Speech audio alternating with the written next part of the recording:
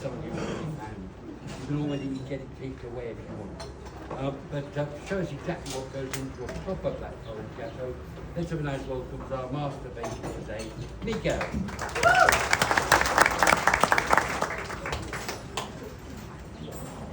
Welcome you all, you're all doing well? Yeah, excellent. Welcome to the Black Forest. My name is Miguel. Any of you guess where I'm from? On my accent? Any guesses? No? Manchester? No. I'll give you a hint. Good day, mate. Any Aussies here today? Aussie. Okay, I'm actually German, born in Germany but raised in Australia. That's where you get my accent. Okay, like I said, welcome to the Black Forest. I'll be demonstrating you today on how to assemble a beautiful Black Forest cherry cake. Before I start doing so though, I'll just give a bit of history on how the Black Forest cake comes about. The Black Forest cake was invented in 1915 here in the Black Forest by a German pastry chef by the name of Joseph Keller. Now when Joseph Keller invented the cake, he wanted the cake to represent the region of the Black Forest.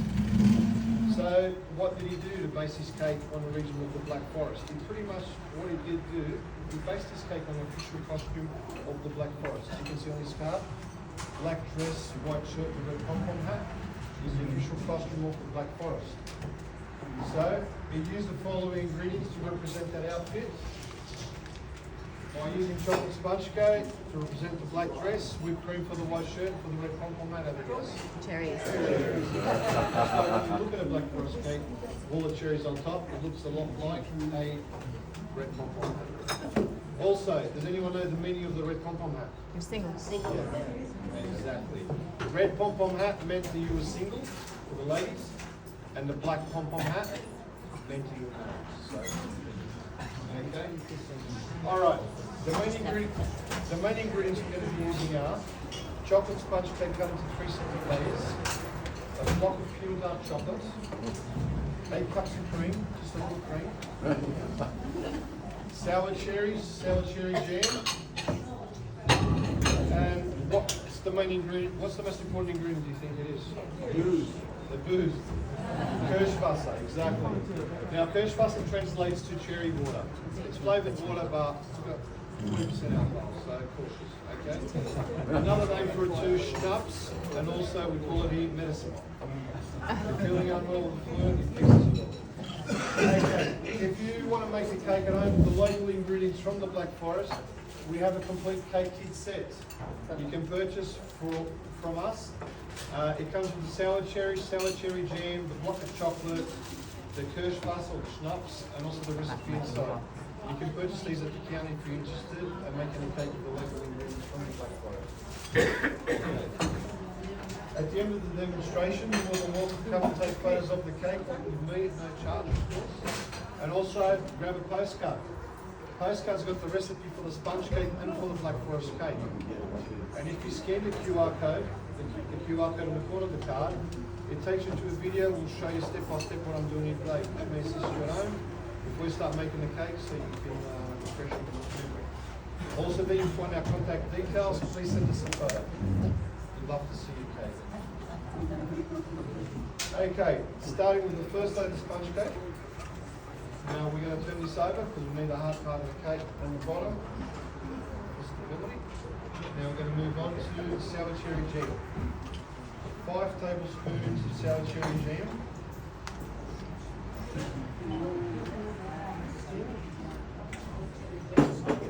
Now we're going to be spreading the jam across the sponge cake, but leaving all the way around the edges, about half an inch free of jam around the edges. Anyone know why? The reason why? Exactly. So it doesn't squish out and then smudge the cream will be the size of the cake.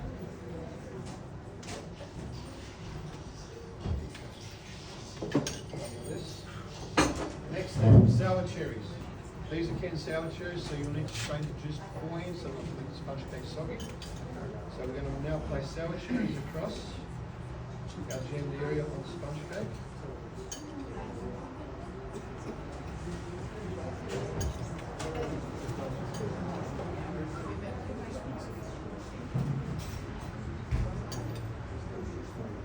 Place them next to each other. Just a different layer. Now the centre of the cake, right in the middle, I'm going to leave it cherry free. Does anyone know why I would do that? Do you know the reason? Not for the booze, no. Sorry? Okay, comes down to the cutting. So when What you cut happens it, is, there's if you no have cherries point. in the middle, when you go to cut your slice of cake, more than likely when cut through properly, then what will happen is the tip of your slice will break away. So to avoid that, we'll leave it cherry free. Around that size of a tablespoon in the center. That's all the Food Network I watch. I know about that. As you can see on the screen, it's cherry. Okay, next step, cream. Do you have long hair like me? Can I use that, please? Okay.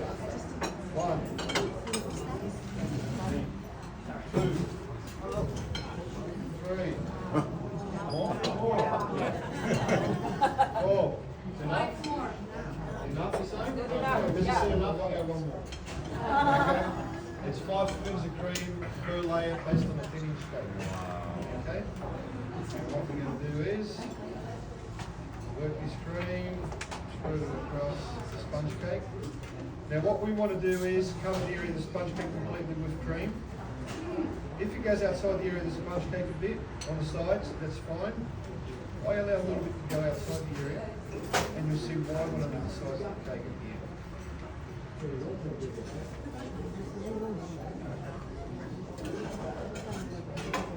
Okay, next step, our next layer of the sponge cake. Rinse and repeat without the Okay, what ingredients do you think will go on next? jam. Jam, chocolate, Booze. booze. Okay, exactly. Now, if you're at home, you want to make a cake alcohol-free for children or for yourself, what you can use instead of the Kirschwasser or the schnapps, you can use the juice of the cherries. When you strain the juice, keep that, utilize that instead. Or if you don't like the strength of the Kirschwasser, because it's quite strong, you can also do 50-50. But today we're doing it the traditional way, so here we go.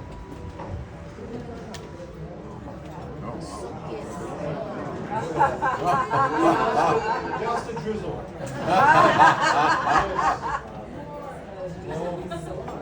And there we are. You need approximately 100 mils to make a cake like this, so you're aware. Okay, now just try it. Okay, next step is cream again.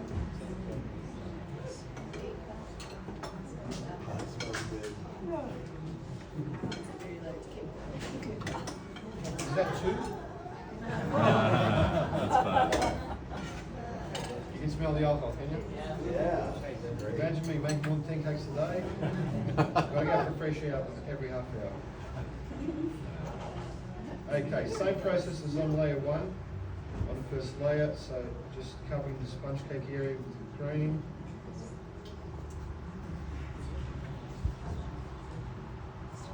Now the cream's got no sugar at all, no added sugar, and no stabiliser in it. But it's a heavy cream. It's got a fat content up to 35%. Anything other than that, then you will need to use a stabiliser, because as you know, cream will be runny if it's got a low fat content. Okay, next step, our last layer of sponge cake. Now this layer we do turn it over as well. Let's sit it on top. And now we move on to the cream. You practicing your German? Ein. Eins, Zwei. zwei, Drei. vier, Vier. Fünf. and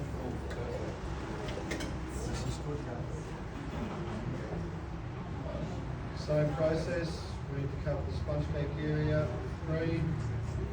Now, if you do make this cake at home, bit of advice, a recommendation: don't serve straight after you make it. Reason being, you'll end up more likely than not with a squash cake. Because the amount of cream we're using here will need to refrigerate at least 2 to 3 hours and best overnight. So the cream sets nicely and it's like this cake will go in the fridge now after the demonstration and then served later in the afternoon. Also, if you do refrigerate overnight, lock the fridge, please. Otherwise, we wake up in the morning with half a cake. It's happened.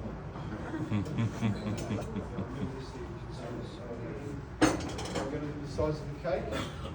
And as I mentioned earlier, I'll allow a bit of cream to go outside the area of the sponge cake when I do the layers, and this is why. When we do the size of the cake now, so we need to cover the sponge cake area with cream as well. And just by allow that excess cream on the sides when I do the layers. Now I can pretty much do the sides. Pretty much covers most of it. Which saves you time, especially for some of you who may know I was working with cream. The cream warms up, becomes runny. This way just saves you time.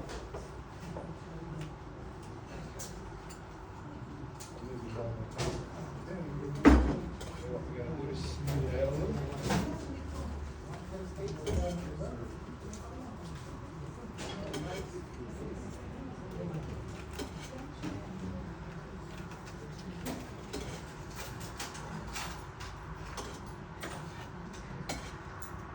And now we touch up the spots that doesn't cut as well.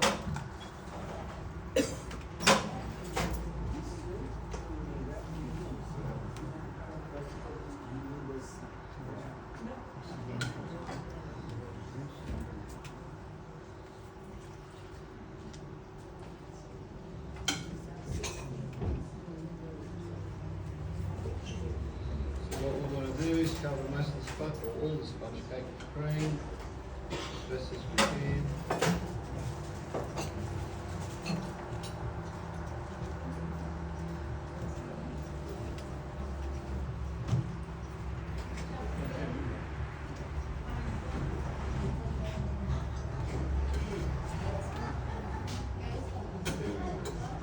With the edges on top, we'll just tidy these up.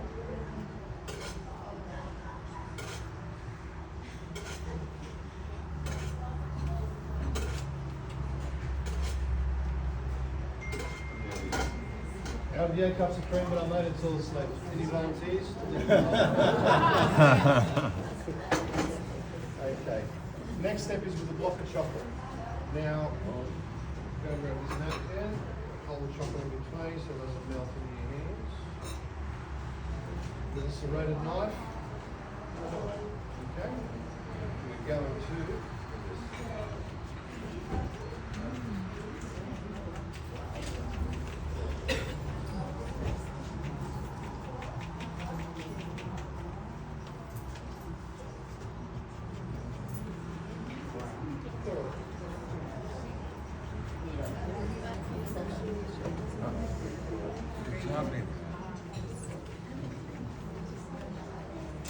It's cool, right?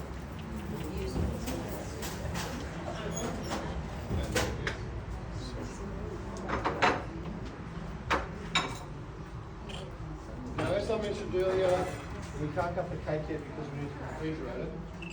So we're not going to cut this cake yet, but in the meantime, what do you think I'll be utilising this food for? Exactly. We're going to mark our slices. This will contain 16 slices. All we're going to do is mark it. Then we know exactly where to decorate with that cream roses and the cherries on top. So we'll center it. The way it pretty much does its job, we'll just move it side to side, and our 16 slices are marked. Okay. For this next step, I'm going to need a volunteer to help me with the cream roses. Who wants to volunteer? Come on. You could have done Okay, using the same cream that I used on the cake, place it in the bag, and we go to now.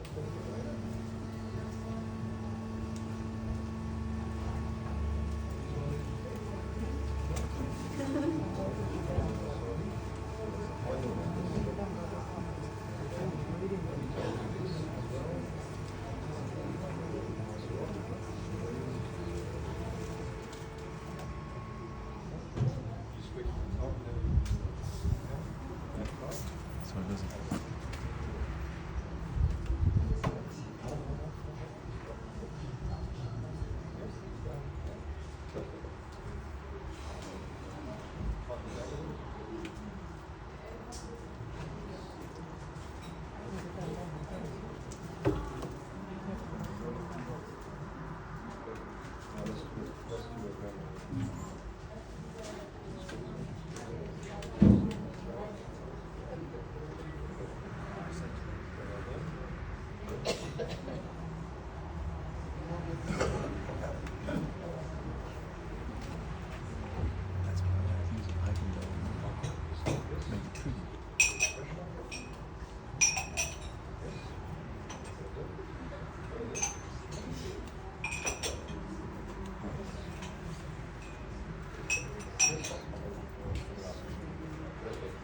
very much.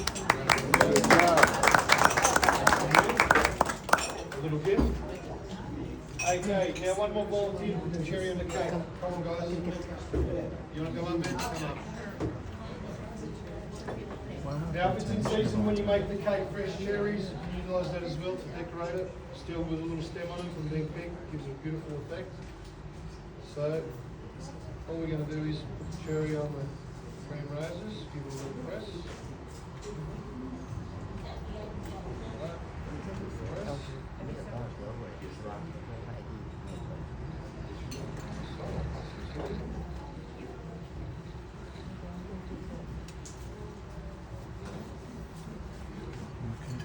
In a video on your blog.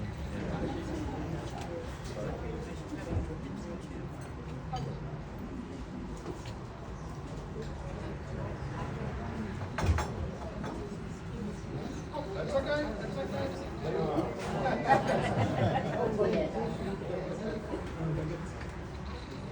Yes, I had my glove on.